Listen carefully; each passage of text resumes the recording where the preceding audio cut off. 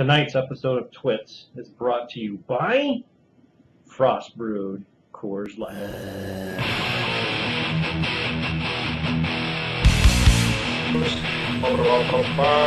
we're back.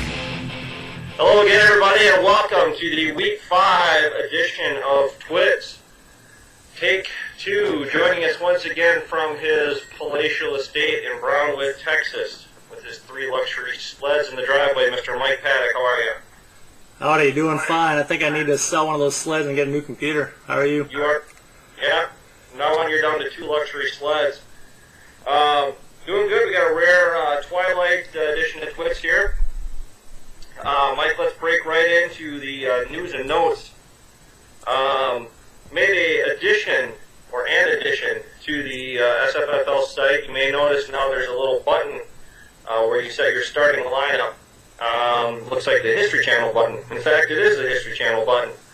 A little H there, and that will show you a player's history against the team he's facing that week, I think dating back for 3 years. So, for example, let's say you wanted to see Plaxico Burris' last 3 games or 6 games against the Baltimore Ravens. You can see that right here. You'll be able to do that for all your players. It's not currently enabled for kickers or defenses, however.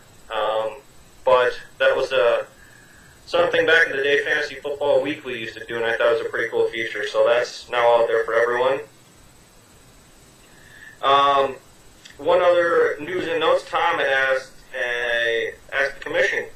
the commission question, and he wanted to know the highest point total through 4 weeks for any particular owner in league history. And Mike, I can only speculate as to why he would want to know that, but in fact the answer is Tom.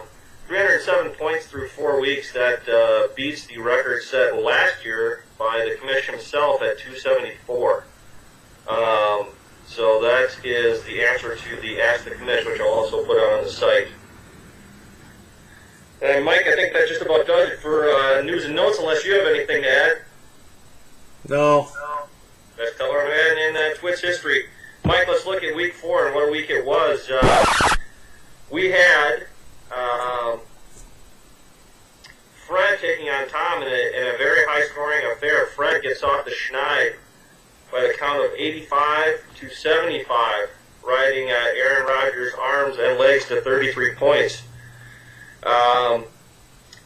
Greg and Evan battled. Greg takes that one by 4, 40-36 on Matt Forte's 17 points. Commish takes out Wayne 56-30 on LeGarrette Blount's dozen. Mike riding the Baltimore defense 21 points to take a 70-56 victory over the Hakeem Nicks-led Team Mickey. And finally, Mike, we had Thaz 62 getting helped out by Ray Rice, 12 points. Took out Tim by 2 points in a nip and tuck affair. Tim getting 15 from Michael Turner in that one. So that's the weekly rewind. Yeah, I noticed no 12-packs this week. Yeah, it's a rarity. That may be, I think maybe I know we had at least 2 weeks with a 12-pack so far this year. Yep. So, Mike, let's take a look real quick at what's coming up on tap. Well, Week 5 on tap, we have the two of the 3-win teams going head-to-head. Thad against Greg.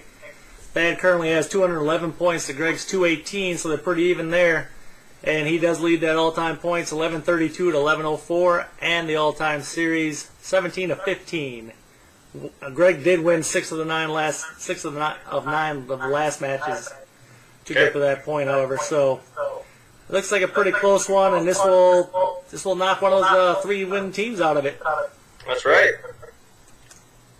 The next 3-win team going against Mickey, and so it's Tom against Mickey. And Tom with his big 307 points. Unmatched in league history, I hear. Yeah, that's what I'm told. Against Mickey's 237, so she's being outscored 70 points already this year by him.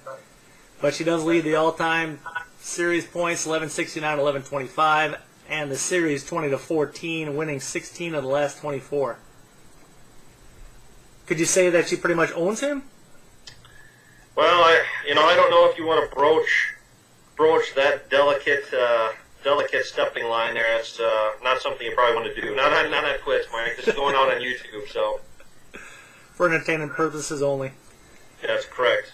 We got Wayne also at 3-1 with 250 points, going against Evan at 1-3 with 164 points. Wayne leads that series 975 to 950, but that series is tied 16 all. Bragging rights among the among those two teams that do not like each other, Mike.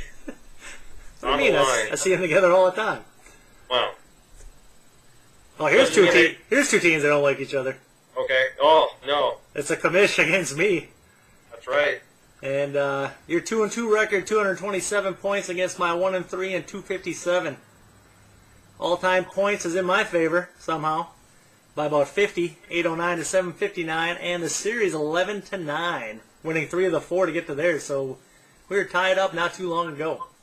Yeah, I need a W to get that one back to respectability. Exactly.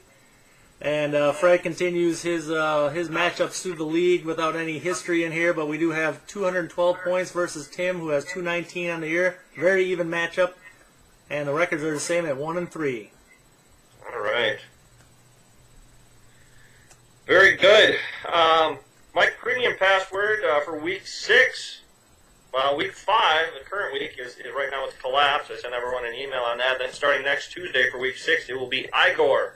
I-G-O-R. Most people will get that reference, I'm sure. It's that time of year. Sure do, Froderick. All right. Mike, let's take a look at everyone's tertiary favorite segment on TWITS. It's called Chalk Talk, Mike, and even though we didn't have the broadcast last week due to the wardrobe malfunction, Mike, you can confirm that my pick was indeed the Michigan Wolverines, laying 19.5 against the Gophers. They had that covered in about 5 minutes and proceeded to win 58-0. So that was easy money, but I figure everyone could probably figure that one out for themselves anyway. It didn't need me to tell you. Yep, I'll vouch for that pick. Yeah. So this week, Mike, we're going to stay within the confines of the Wolverine state there. We're gonna venture over to Western Michigan, the Broncos, this week, taking on Bowling Green. Two usually offensive kind of firepower teams, and Western Michigan's kind of holding up their end of the bargain this year, but Bowling Green not so much. Western Michigan at home, laying only 10 against the Falcons. Take the Broncos. They're going to win that game by 18 points, Mike. So that will hopefully move the commission to 4-0 and try and keep pace with the dog of the week. Which nice segue there by the commission. What do we got for the dog of the week for week number 5? Well, we got something I don't normally like to do, which is bet on the Packers, because I like to enjoy those games instead of worrying about what's happening. But they are 5.5-point favorites in Atlanta, and I do not see Atlanta giving up that many points over and above what they're going to score. I don't know if they're going to win it, but I'd take that 5.5 and take the Dirty Birds. Atlanta very tough at home. I mean, people were talking about it last year. I think they were something like 18-2 in their last 20 home games until the green and gold rolled in there in January. But yeah, very tough to beat at home. So yeah. For those of you doing the over and under, is 53 points. It's the highest of the week. Yeah, that's a big number for the NFL. Normally those numbers are high 30s, low to mid 40s. So 53 definitely a big number. So. Hopefully, Greg Jennings can help pad the stats there and get them over 53.